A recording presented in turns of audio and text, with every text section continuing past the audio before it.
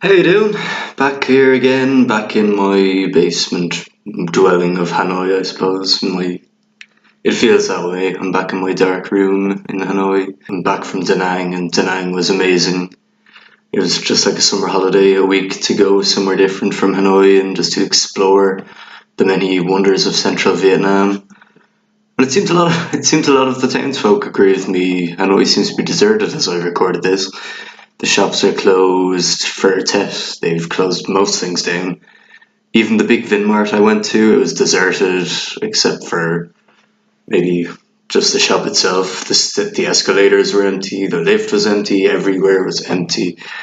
And I had that bad feeling where you ever know Christmas when people working on Christmas Day and you go to the shop and you feel crap because you went to the shop on Christmas Day, it's their time off, why are you going? Because if everyone just went and stayed in their house for that day, then nobody would be working Christmas Day and they could have time off. So it felt a bit like that. In fact, in my head, all I was thinking of was that music video for the specials of Ghost Town. It's pretty relevant, even just nothing's going on here at the moment, so maybe hopefully the next few days it'll work up because I mean this is the third day of TED at the moment. Just imagine an Irish place where you'd have 3 straight days of nothing being open, and you get a good idea of what it might be like. Like you could just imagine Christmas Eve, Christmas Day, and Stephen's Day or Boxing Day, all rolled into one time off. No wonder they like it so much. So, in retrospect, I probably should have recorded this vlog on the beach. I regret not doing that because Da Nang Beach was just superb.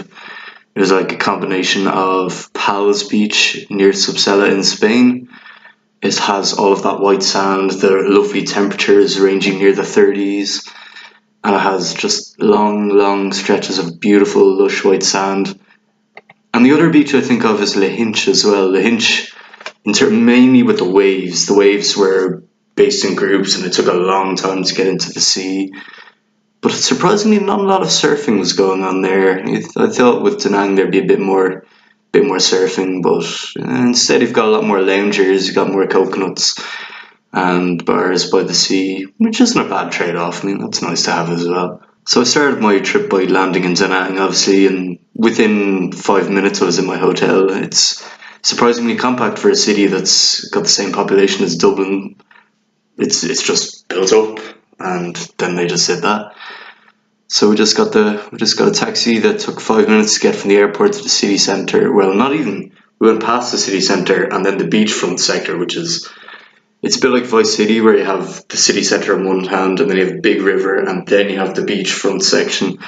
I was on the beach side and stayed in the new hotel, or the Anna Mason Hotel. Amazing bed. It's just so comfortable compared to what I have here. It's just lovely, soft, really thick, deep mattress. And despite being quite small, I didn't mind it. It was just lovely just to relax for a few days and just have that luxury of sleeping in. And TV was there, but I didn't watch any. I was spending more time looking out the window and the sunrise coming out of the beach. And the bathroom was nice as well. It reminds me of back home, actually, with the new renovated bathroom. It has that look to it.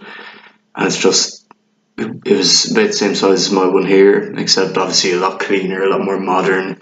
The taps are lovely, and there was a rooftop shower, and you could just be clean. You could have that sense of cleanliness that I've been missing for the last month and a bit.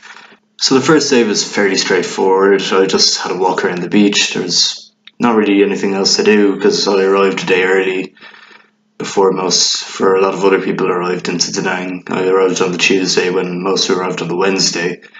So just looked at the beach, sat around, had a nice tasty fish meal of prawns and rice, and just took it in and then just went back to bed. Pretty straightforward. Now the second day was a bit more interesting, obviously it was. Started out with having a nice breakfast in the hotel. Then we went back to the beach, and this time around people were there. We had most of the group that wanted to go to Da Nang were there, including Jonathan. I hadn't seen him since the hotel way back in the first week, and then he went to Haiphong, and he was there now. He was on the beach, and I had a great old catch-up time with him throughout the course of this trip, and it was great to see him again. And I kind of went with my stereotype. I brought my bag of cans. And over there, they had LaRue, a very tasty Tiger alternative and Bia Hanoi alternative.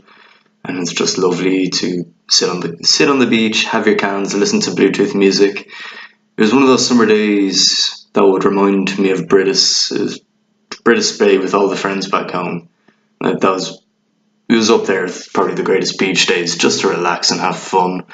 Right down to the fact that the girls got Oren, kind of dug him up and made him into a mermaid and put some boobs on him, put a willy on him. It was very funny. And then afterwards, I went on a visit with the hotel. I did a few tour guides with them. The first of them was a trip to the Marble Mountains, which is something you need to see in Da Nang before you leave. And I didn't really expect much of it. It's the Marble Mountains. It mustn't be anything too great, right? Well, not really. You start out with a bit of a walk that reminds me of Killiney Hill. You're going up many flights of steps, and there's some little sculptures on the way. And then you go through this natural archway near the top of the staircase, and you go through it, and then you see all the Buddha temples, you see the statues. There's a nice smell of incense in the air from a nearby area. And you go into the cave. And what needs to be said about the cave? There's temples underground in the cave. It was like I was in a Tomb Raider game or Indiana Jones, or even that midpoint bit of Far Cry 3 when you're trying to find a dagger and you go underground through all these temples and caves. And it had that real feeling of, it's just beautiful, just the Buddha statues overlooking you, that there's temples on the right of the cave, the back of the cave, the left, and there are some statues on the stairs as you go downstairs and descend into the real depth of the cave. And it's just something lovely, something really unique to the Da Nang area, having nice caves. And then afterwards I went to Hoi An, which it was beautiful town. I would call it the City of Lanterns. It was nothing but lanterns illuminated. Maybe it was something to do with the day I arrived. It was Valentine's Day when I arrived. And if I brought a woman I liked on one of the boat trips in Hoi An, I would probably get down on my knees and take out the ring like that. It was just such a beautiful atmosphere. They had love hearts around the river, and they had boat trips that reminded me of gondolas in Venice. Or that bit in Skyfall when Daniel Craig is sitting in his tuxedo waiting to get into the casino. It wasn't all about the romance and the ancient city. I mean, while it does have a lot of Japanese and Chinese architecture, they still had a bit of Vietnamese thrown in. Most notably with the food, obviously, and the stalls. They had a lot of the vendor stalls were selling everything, the usual things. I mean, this is this sort of necklace with a grain of rice and a name written on it. It's very fun to have. And then they have some silly knockoff toys like that. It's like a G.I. Joe, but they just painted the Spider-Man colours on him, and he was shooting his M16. I just kept thinking, imagine Hacksaw Ridge, but Andrew Garfield was there instead as Spider-Man, and you can just imagine the results. And the meal was very tasty as well. I remember it being a chicken meal with noodles and a very tasty barbecue taste to it. It was very lovely and a nice way to end the day in Hoi An. Just lots of photos, lots of looking around, look at the lanterns, and then just getting back home. It was nice. Back to the hotel room for a bit. So the next day was the Vietnamese New Year's Eve day, and that was a big thing for them. So what do? Well, I went with a bunch of others, and we managed to get to Hoi An for New Year's Eve, so why not? We go to Hoi An again. And the interesting thing was I went on a minibus with a few others. Cian was there, Jonathan was there, and I think Zoe and Chris were there. And we all went on the bus, and I had no idea that this minibus was actually going to a farmhouse outside of Hoi An. But it ultimately didn't matter that much. It turned out to be quite close to the town, within 500 metres walk. That was it. It was nothing, so that was fine. And it was run by the farmhouse was owned by an Italian man who was married to a Vietnamese woman. He had that feeling of Patricio actually back home. He was like, what is this? Very funny man. But he was very authentic. He just was there to grow rice and just take it in a much easier way of life compared to back home. And it was at that part you realise it's a really the sort of Vietnam you can picture back home. Like if you pictured Vietnam, you can imagine the palm trees, the rice fields, some of the animals and mopeds. They're everywhere. They're just riding along, and that farmhouse encapsulated it quite well. I mean, Keane was stunned at it. He's just looking out really deeply, like stroking the beard is very, very, very good to take in. Then once we actually made it to Hoi An, we went on a boat trip. I think I went with Emily and Kirsty. I think Bethan was on as well. And we just went on the boat trip all throughout because it was New Year's Eve. They were playing music in the background in the town. And at the time it was Hotel California by the Eagles. And it turned out to be a very fitting song. We just started taking it all in. And we just let out. We got our own little lanterns and we let them float down the river. And it just made it was just a lovely thing to do. Although very short. Your man probably shortchanged us a bit. He only took us out for about 10 minutes when you could have easily done 20 to 30 minutes of it. And then afterwards we went to a few bars, most notably Mr. Bean's, which is an odd name for a bar. I mean, if you can imagine Mr. Bean's, if Mr. Bean really did have a bar, it would probably be silent with a lot of miming going on, which probably perfectly encapsulates my way of speaking in Vietnamese at the moment. But it was good, it was okay. The happy hours were cheap. You could have the standard 20,000 dong drinks, which are fine. But then because of New Year's Eve, they raised the prices to 55,000, and that was a bit too much for me. I kind of laid back on the beers for that night. With the exception, obviously, of rum that came in a jar, and it was 115,000. So I said, why not? We're going to have that rum in a jar. The music was okay. I mean, they had a decent sample of songs, but then they played the same set 3 times. It was fairly apparent they'd run out of music, and they're just repeating the same one over and over again. I mean, they're playing YMCA 3 times. I think once is enough for that one, lads. But it didn't really matter all that much because ultimately the New Year's is about the dancing and the fireworks displays. And we saw a little mini Vietnamese parade going through the streets of Hoi An. And then the fireworks. Sweet Jesus, the fireworks were amazing. Just picture in your head fireworks that happen on Halloween in Ireland where almost no other firework can fill the sky, to the point where the fireworks smoke is in the streets and it gives it that Silent Hill vibe where the mist is everywhere and you can barely see 50 feet in front of your face. It was like that, but it was maybe 20 times more fireworks. There was a huge amount of fireworks. The thing went on and on and on and on, and each time it just impressed with new variations. And they had the Vietnamese anthem playing, and everyone was just having a fantastic time, just cheering as each one went off. And then of course I went with the people back here in my group, and we had all the hugs, we had all the gatherings, just wish each other Happy New Year, and it more than made up for a lot of at least mediocre New Year's I've had in the past. I mean, I remember saying to myself, I've only truly had one great New Year's Eve as an adult, and this can count as the second one. I mean, that was fantastic, so why not? Of course, the obvious compromise is that when I did get back the next morning, I had to go to Hoi. I finished drinking about 4 a.m. and I had to go on a Hoi City tour at 7. And you can only imagine how, and of course we had a 30-minute taxi just to get back to the hotel, so you can only imagine how tired I was the next morning, having about 40 minutes sleep. And of course there were obvious casualties along the way, most notably my hat, which I never found again, and my sunglasses as well, which I also never found. But yeah, I'm wearing this nice pineapple shirt, I suppose. It was something I bought in Hoi An during the festival. I thought it'd be something for Dad because he has shoes that have these sort of pineapple designs on them. I thought, why not? We're gonna wear this for the old man. Sure, why not? He'd like it too. You're probably thinking why I didn't go to Hue the next day instead of immediately after the New Year's party. Well, 50 years since the Tet Offensive, when the North Vietnamese decided to make a massive counterattack against the United States and South Vietnam and various others. And most notably, they took over the city of Hue for a good while before the United States and the South Vietnamese launched a counterattack. And it's known as probably one of the bloodiest battles of the conflict. And when you visit Hue's Imperial City, or the Imperial Palace, it has some remnants of that left over. There's a lot of bullet holes in the floor from the Tet Offensive. A lot of the structure is still in ruins. They've just left it empty with grass reclaimed.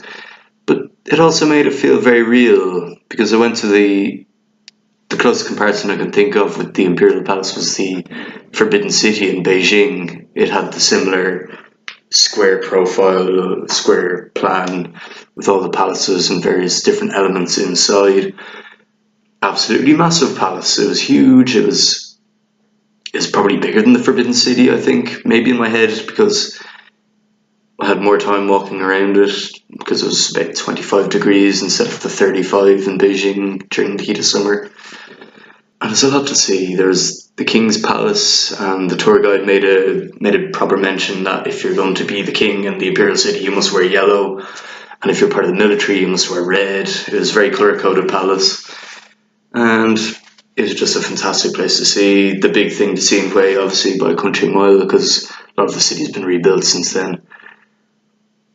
It was just great to see, and the architecture was beautiful as well. Very, very much reminiscent of the Chinese Beijing architecture. Again, calling back to the Forbidden City. Next was the An Pagoda. I know I'm butchering that phrase in Vietnamese, so please think of that like that. And it was a standard Buddha temple. Nothing wrong with that. I liked going up to the Buddha temples and praying with the 3 incense sticks and prayers for good fortune, good luck.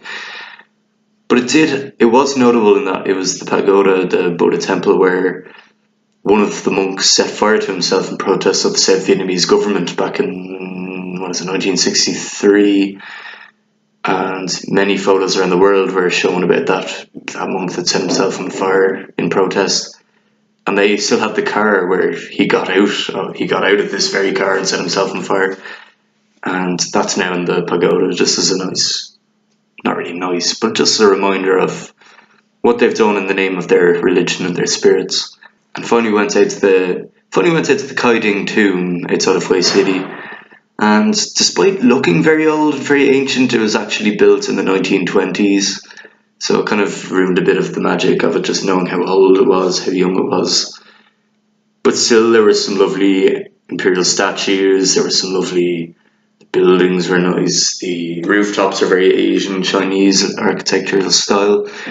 But then you go inside the palace and it's a lot more fancy, almost like those French palaces as well. So maybe the French have still got influence on them. Now, unfortunately, the one thing I didn't get to see in Hue City, or at least on the main day trip to Hue, was the Hoi An Pass that they used in Top Gear's Vietnam special.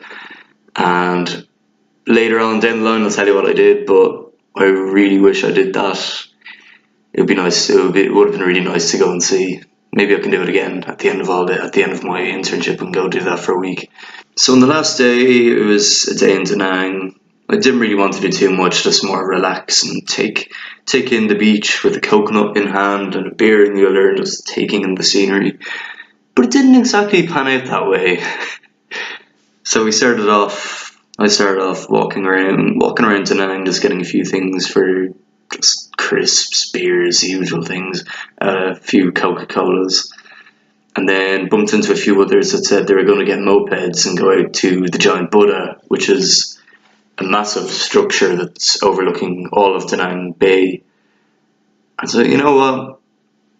The streets here are not as crazy as Hanoi, and it's actually fairly empty, so I will go on a moped. So I went out to this man, and me and Kim went up to him, and when he saw me, he's like, "Have you ridden a moped before?" And I said, "No, I've driven a car and driven a tractor." I said, "Okay." I made a compromise with him because I said, "Here, well, I don't know how to use a moped, it's an automatic. Can you show me?" He said, basic rule of the road, basically a quick 20-minute tour on this moped. So he got on my back and he instructed me what to do with the moped. And within 20 minutes, he was like, "No, you're too good for this. You already know how the rules of the roads work. Just take it slowly." And he gave it on to me. I think it's because I was using the mirrors and indicating and using the horn as if he was my driving instructor. Maybe I should have called my moped Dennis Peacock. But anyway, I got on the moped, and it was about 10 kilometers out of a moped all the way up to the Giant Buddha. and the roads were fairly empty, and it was one straight road, so I didn't feel too bad. It wasn't a test of skill or anything. It was just very much keep your eyes about you, and you will not, nothing bad will happen. I had the helmet and everything, and my insurance covered it, which is good. But then once you look past the safety nets and safety barriers and all the things you think of when the dangers, you take it in. You're like, I'm actually on a moped on the roads of Da Nang, like they did in Top Gear, taking in this beautiful country as you're going all the way around some of the windier bits of this road. And the trees are there, and the sea, and the boats, and oh, it's beautiful. And it's even more beautiful when you actually get up to the structure itself. The Buddha is huge, it's monumental. I'm not sure if it's the tallest one in Vietnam. It's definitely the tallest in central Vietnam. And there's a little pagoda beside it as well. And you just got to see the sunset over Da Nang, and sure, why not? You can literally ride off into the sunset on your steed. And I just call her Hillary. Why not? We call her Moped Hillary after herself. Hope you're doing well out there, great Auntie Hillary. And then return the moped back to your man, and he was happy enough. Nothing bad happened. He was like, "Geez, you were very good. You didn't do anything bad with it." I'd heard some horror stories of people putting their legs up on the exhaust with bare skin and everything like that, but I was taking it very carefully. And the rest of the trip was pretty much just chilling out by the beach, just to relax and have another coconut, have another Coca-Cola this time, and just take it all in. It was fantastic. So yeah, it was great to be in Da Nang. It was fantastic. It really was the week's holiday that you think it is going to be when you're on set. And it had that feeling of being in Pals and Subsela again in Spain. And it was just a beautiful, beautiful place and a great opportunity to explore central Vietnam, to see Hue and see Hoi An, see Da Nang, see the Marble Mountain, see Monkey Mountain, and see some of the bridges. See it all, really, see it all. Hoi An was a beautiful city of lanterns and just very ancient, traditional, beautiful. And Hue City, I wish I saw more of it, so maybe I'll get to see another chance of it if I have the chance to come back.